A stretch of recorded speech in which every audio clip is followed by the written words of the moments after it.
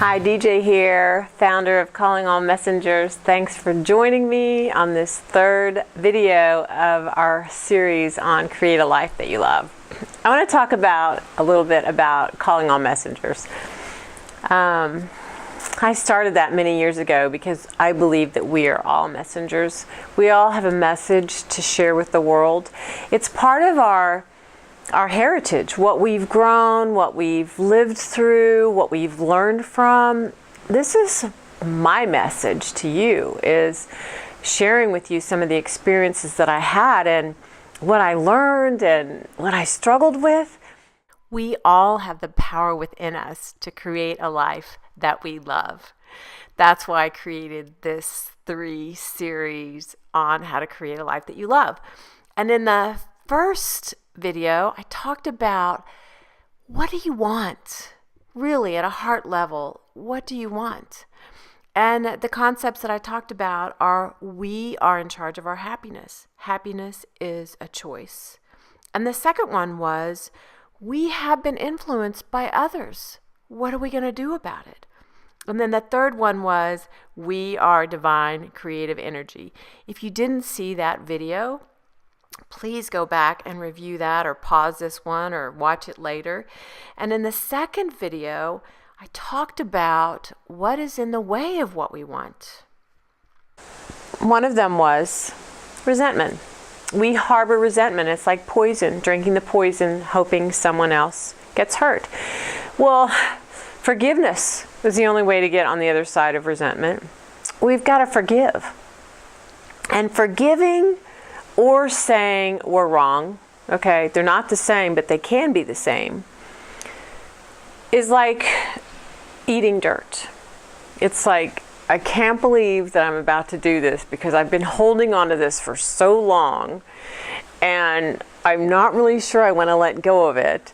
Kind of gritting of the teeth kind of thing. But once you do it a few times, once you eat the dirt and say, I apologize, I was wrong, I forgive you, all these things that are hard for us to open our heart and be vulnerable about,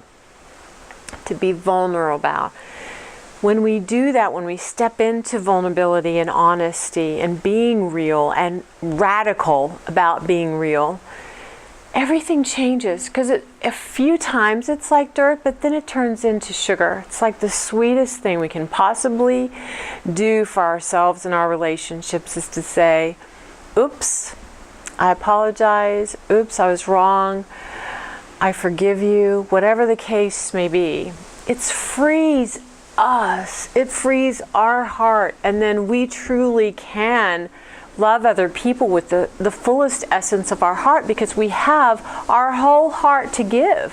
When if we're holding on to grudges and resentment and anger, we don't have our whole heart to give. Forgiveness. And let me just clarify what forgiveness is about. It is about us. It's not about them. Yes, very, very well, they could be wrong. They could have done something horrific to you. They could have totally been wrong in what they did. This is not saying that their behavior is okay. What it's saying is, I'm letting go of my attachment to your behavior. I'm freeing my heart and saying, you screwed up. And typically, always, they've screwed up because they were screwed up. They weren't their best self. They were taught this behavior from somewhere. They were a victim from somewhere. They were taught that this was okay or whatever. It doesn't matter. We don't need to get into their heads or their reality. It isn't about saying it's okay. It's about saying, I'm letting it go. I'm going to put it in your hands. Don't understand it. Don't need to understand it. But I'm tired of carrying it around. My heart doesn't deserve to carry around this pain, this fear, this aggravation, this anger, this hurt anymore. And it doesn't. And the people that I love in my life want my whole heart. Because if there's this darkness, this resentment, this anger in there, we take it into all of our relationships, every single one of them. It's within us. And we can't be free of it when we carry it with us. And I have watched people literally look 10 years younger, having given up that pain, having given up that anger, that resentment, having let it go, and just allowing ourselves to be free right where we are. As we're talking about forgiveness, we might as well move into concept number 2 of how to get on the other side of limiting beliefs. We've got to forgive and stop believing in them. And part of that forgiveness is someone can give us an idea, or someone can teach us, or we can believe that we're not good enough or unworthy. They can hand us down. They can look at us with these looks. They can abuse us sexually, physically, emotionally. They can tell us that we should or can't or need or whatever the case may be. They can do all these things. But who buys into it? Who believes it? Who's the one that believes that we can't have everything? Who's the one that believes that we're not good enough, that we're not smart enough, that we're not pretty enough, skinny enough, that we should, need, and all of these things? Who believes in it? We are the ones. So at the end of the day, we are the ones that are responsible for our limiting beliefs, nobody else. So when we talk about forgiveness and limiting beliefs, who do we need to forgive the most? Who could we forgive the most?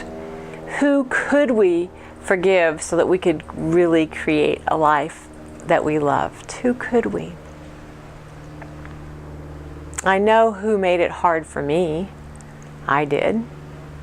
I didn't know. I'm not blaming myself. I realized I had more power than I thought I had. I had no idea. You don't know until you know. And I hope spending this time together that now you know. You know your greatness. You know that peace and that love and that divinity and courage and strength and compassion and love, all of that lives in you, and it lives in me. And that takes me to concept number 3. We are divine love and creative energy. And what keeps us sometimes from creating the life that we love, creating a life of passion and purpose, is fear. Fear of the unknown. It's easier for us to stay comfortable in our knowing of this is my life than it is to do something different and risk it all, risk everything. Risk being hurt is really what it's about. Risk being hurt. Because you know what? Haven't we been hurt? We've all been hurt, right? Who suffers by holding on to that hurt? We do. So here we are, we're afraid to be hurt, but we're already hurting. So what if we just let go of the fear of hurt and just go out knowing we're probably going to be hurt and it's okay? It's like, if someone doesn't want to be with you, great. Turn around. Look around. Someone else does. There's, I don't know how many billions of zillions of people there are on the planet. We're never alone. Never alone. And sometimes that's what keeps us from creating a life that we love, because we're afraid. We're afraid of feeling rejected. We're afraid of not feeling good enough. And at the end of the day, we're afraid of being alone. And the truth is, we never have to be alone. There's this web of fear and unworthiness and fear of being alone. It's like really a huge spider web of consciousness that we're in the process of changing with this conversation. We never have to be alone. If people leave us, and when we change, our relationships change. They change or they go away. And it's okay, because where someone goes away, where one door closes, another one opens, right? There's other people. There's a whole realm of people out there for you to explore and meet and grow, because we are on a journey of growth. If you want to. If you don't, stay the same, that's fine too.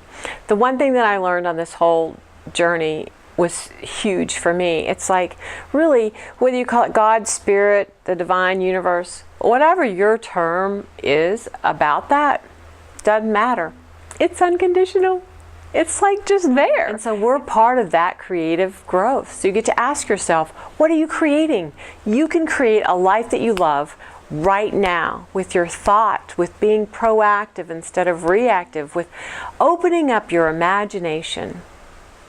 Because our imagination used to be really appreciated when we were little. It's like, oh yeah, get the colors, scribble, go crazy with it. And then all of a sudden it's like, stay in the lines, right? That's limiting beliefs. That goes back to happiness, limiting beliefs, and our creative divine energy, you know, all together. Like, oh great, that is so beautiful. I just love that picture when we're little, right? When we're 3, 4, 2, whatever we do, it's awesome. Whatever we create, it's awesome. And then a day comes along and it's like, oh no, stay in the lines. You need to stay in the lines so it's pretty. And you need to pick the right colors because apples are red. You can't have a purple apple, right? So that's where this whole consciousness of not feeling good enough and not doing it right and having to do it right, and what does right look like anyway? That was my frustration, right? What does right look like?